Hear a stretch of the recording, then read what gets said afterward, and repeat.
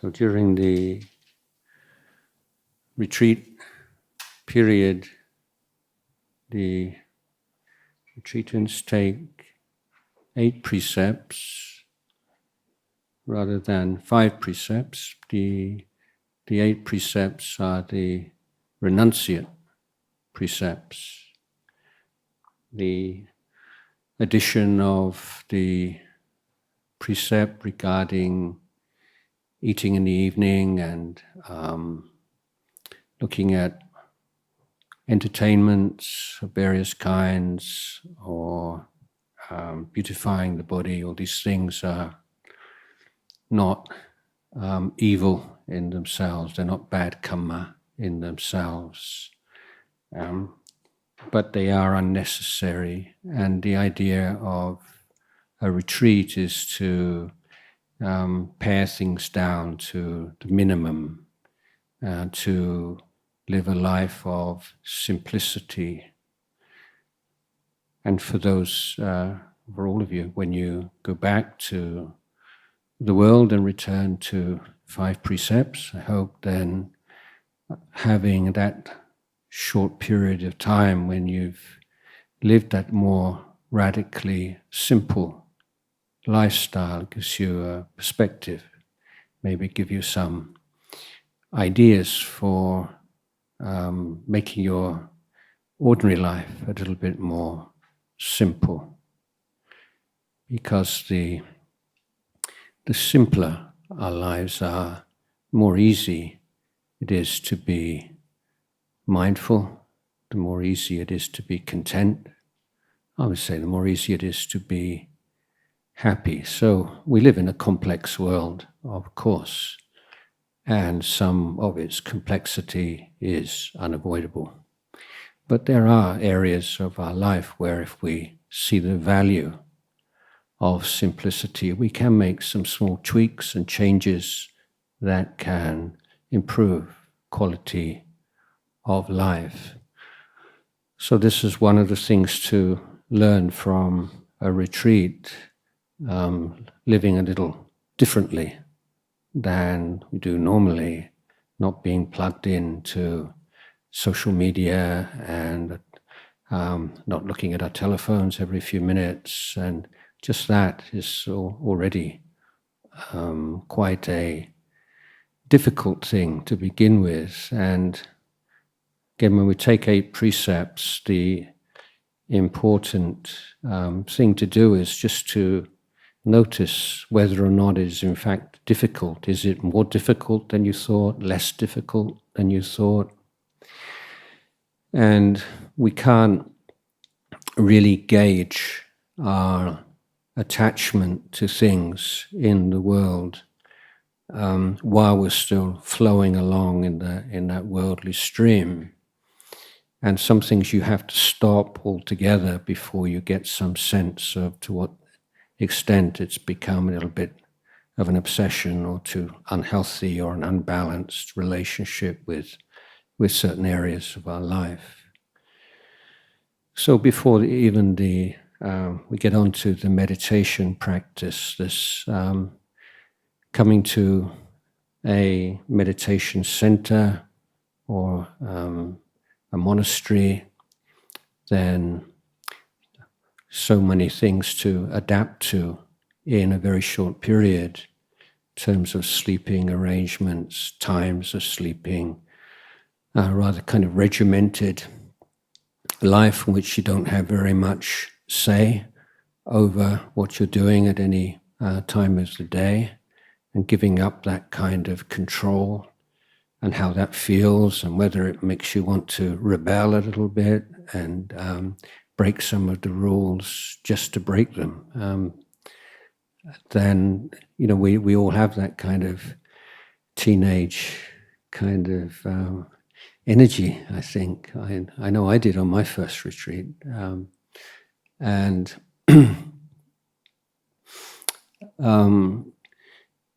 so I'm bringing this up also because it feeds into what I see as the value of retreat. I mean, I don't think you're, well, maybe you will, and if you do, then I'll be very happy. But I don't think you're going to make like huge steps and strides on the path to enlightenment in the course of a few days.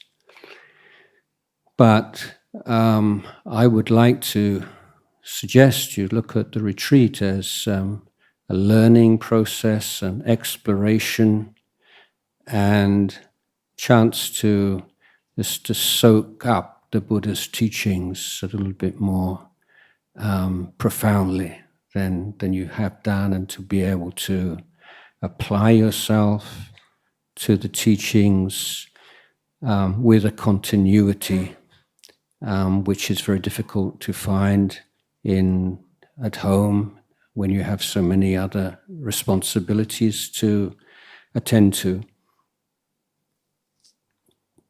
So this is the value of a retreat, putting things to one side and giving yourself wholeheartedly to this study, practice of Dhamma, and see what happens. Not have any expectations, if that's possible, or of course you probably do have some expectations, but simply to be aware of those. An expectation is an expectation. And some of the expectations may be fulfilled, some may not. But that's just the way things are, isn't it? So when we arrive at the retreat, then first thing is, what's the raw material you've got to work with right now? You have maybe some physical issues, some illness, or some problem or other, and maybe some anxiety about how that's going to affect your experience on the retreat and your ability to contribute or to participate. And so look at that. That's part of the retreat. So the retreat's already started before we get here even. And before we get into the sort of the formal sitting and walking, is like, how do you feel about being here in the first place? Some trepidation, some sense of intimidation, some excitement. Those of you who've done many retreats before, sort of old hands, and maybe comparing it with other places, or maybe just feel really kind of fluent and you can just straight into it. Other people maybe a sort of new thing, relatively new, and still a little bit kind of worried about how it's all going to pan out. So, I could just go on like that for a long time, couldn't I? All the possible things that are swirling through your mind. But the thing is to be aware, this is it. We're not starting off with a blank slate. We have this body and this mind, and body's got its stuff to deal with, and our mind's got other stuff to deal with. And that's what a retreat is. Just say, well, we're not going to turn away from this body and this mind for the next few days. So retreat from the world is an encounter with our body and mind. And part of the simplification of the precepts, is meant to enhance this determination, this ability to face up to what's really going on within us right now. And why is it like this? What are the causes and conditions underlying how it is right now? How do we recognize, how do we deal with, how do we abandon the unwholesome conditions and cultivate the wholesome conditions? So all kinds of challenges, and some things you think are going to be difficult before you come, and they're actually quite easy. Other stuff you never thought it would be a problem at all, and it turns out to be a real really difficult. And that's it. That's what a retreat is about. It's not going to be what you think it is. It's going to be something. But how can you enjoy it? I hope you can all feel you enjoy it. In one of the Buddha's discourses, he talks of the qualities of a noble being, of a noble monk. He said the lineage of the noble, the Arya Vamsa. And one of the qualities that he lists is the joy in abandoning the unwholesome and cultivating the wholesome. So it can seem like kind of hard work and a real kind of, drudge at times and quite grueling, tiring work. But being able to enjoy and to see the joy in it, and every small victory over defilement, just that less letting go a little bit at a time of that attachment and ignorance. And when we see that in the context of our whole life and practice, we can find some joy in that. Even more so when we see some good qualities manifesting and appearing within us. We don't need to think that being humble means that you don't acknowledge the good qualities within you. That's not what humility means. Humility means that you don't take ownership of them and think you're special because of them. But being able to recognize, acknowledge, and to celebrate the virtues that arise in your heart through practice of the Dhamma is something that really empowers the meditation and enables the kind of consistency of practice that we need. So in addition to the 8 precepts are accompanied by all these agreements, as I say, we're living a large number of people together, spending a lot of time in a hall like this, and so to have minimum impact, negative impact on those around us. We're very careful about how we move, how we get up, how we sit down, where we put our shoes, and all these kinds of things. But it's like to see this as acts of compassion. This is how you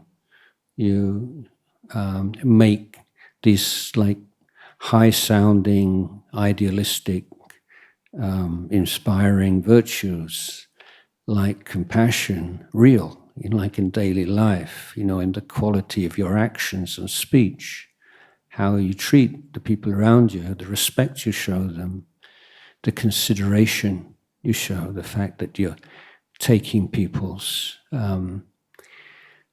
needs and fears and desires into account. Their comfort, take other people's account into comfort. This is the heart of the we call the Brahma Viharas, is this refusing to make distinctions between one's own welfare and the welfare of others.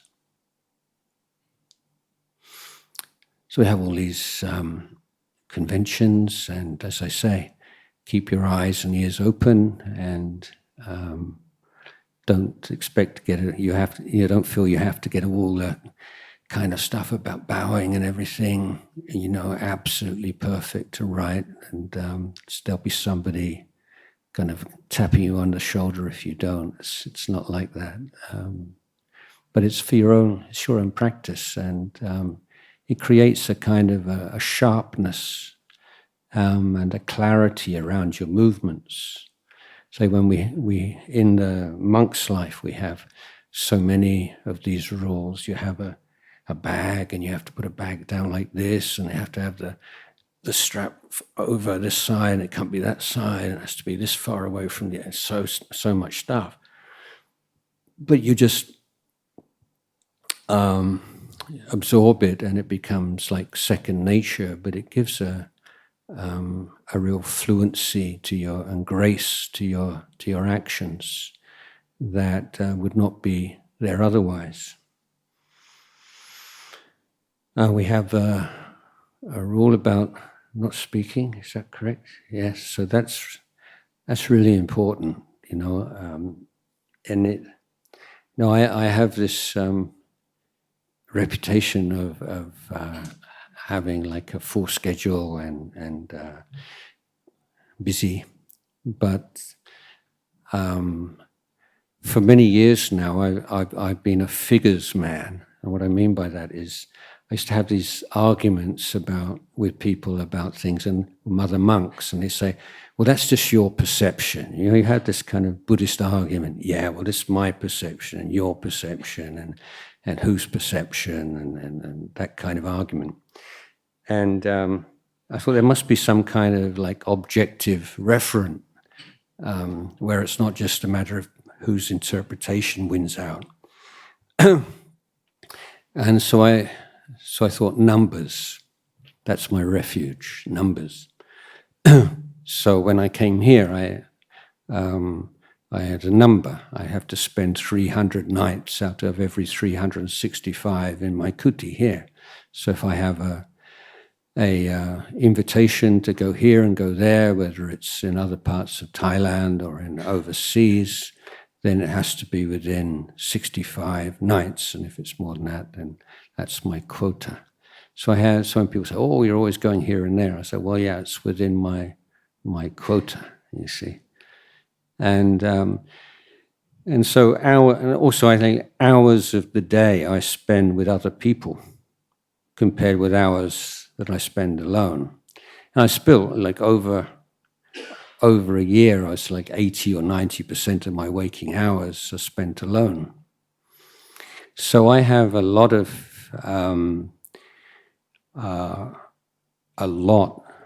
of experience of silence, of not speaking. And it's wonderful. I mean, I love it. But also, what happens is that thoughts just come up into the mind, but because you don't have anybody to talk to, they just sort of there, and then they just wither away and fall away. And sometimes I think, yeah, if somebody had been sitting there right now, I would have said that, and it would have become sort of part of my personal history in the world. But it didn't. Just a mental state that arose and passed away. And I'm quite happy about that. But because that's the sort of the way that I live my life, then being able to recognize mental states as they arise before they're vocalized has become very developed in my mind. And I used to think years ago, when you see the Buddha said, teaching Rahula, his son, know what you're going to say before you say it, while you're saying it, after you say it. I said, how is that possible?